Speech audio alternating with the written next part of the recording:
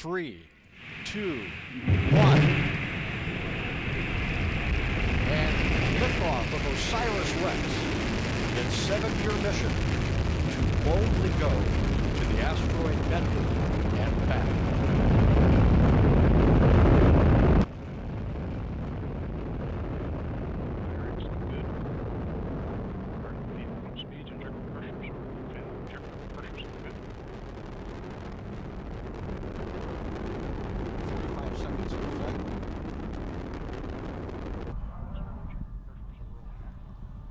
Signatures look good.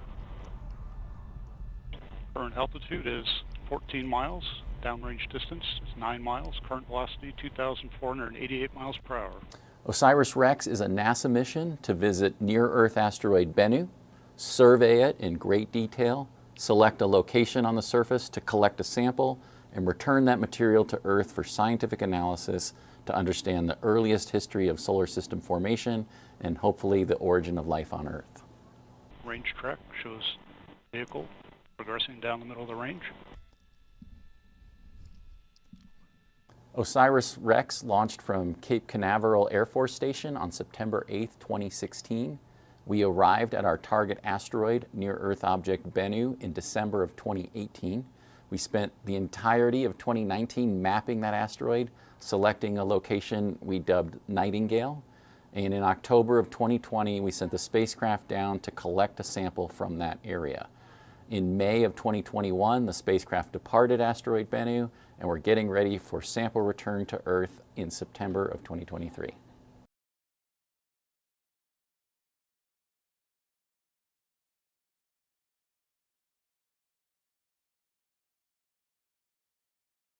Asteroid Bennu is a time capsule from the very earliest stages of solar system formation.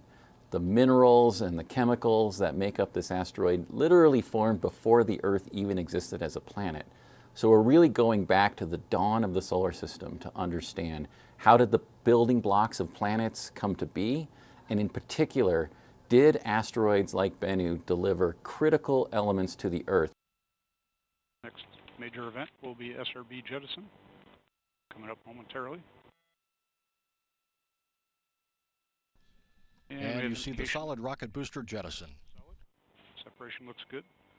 The surface basically acted like we hit a pool of water. There was no resistance whatsoever to the downward motion of the spacecraft, and that robotic arm plunged 50 centimeters deep, about the length of my arm, into the subsurface of the asteroid.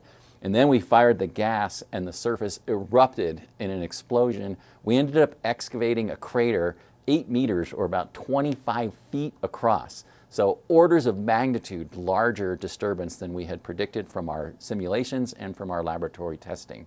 So it was shocking, quite honestly.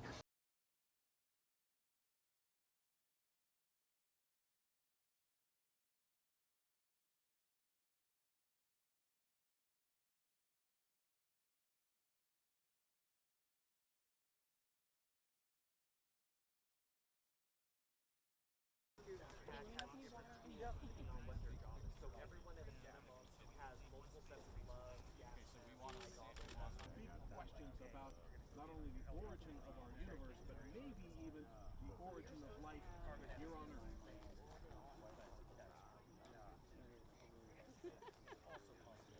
So one of the big challenges of bringing the sample back to Earth is just targeting that capsule to the right point in the Earth's atmosphere so it'll land in the desired landing zone in Utah. And that's the challenge that our navigation team and spacecraft operations team is working on right now. They have a series of maneuvers they're going to do on the spacecraft that lines up the spacecraft to fly by the Earth at just the right position so that when it releases the capsule, it will hit the atmosphere at the right point. Desert, and then what's happened out in ball fields will then happen in UTTR with that. Every couple of days now, we'll have a high gain pass where we actually get spacecraft telemetry. We're releasing the capsule 100,000 kilometers away from the Earth, about a third of the way to the moon. And it has to hit a corridor in the atmosphere that's just about 3 miles wide. So that's like kicking like 120,000 yard field goal on a football field or something like that. It's really amazing, but the navigators do such an amazing job at this all the time.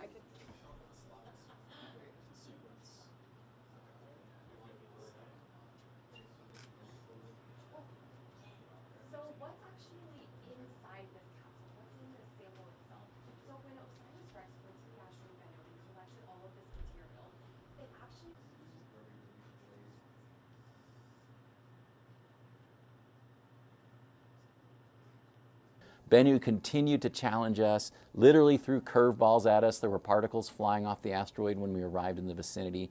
We rallied, we brainstormed, we overcame all those challenges, and we implemented a perfect asteroid sampling maneuver.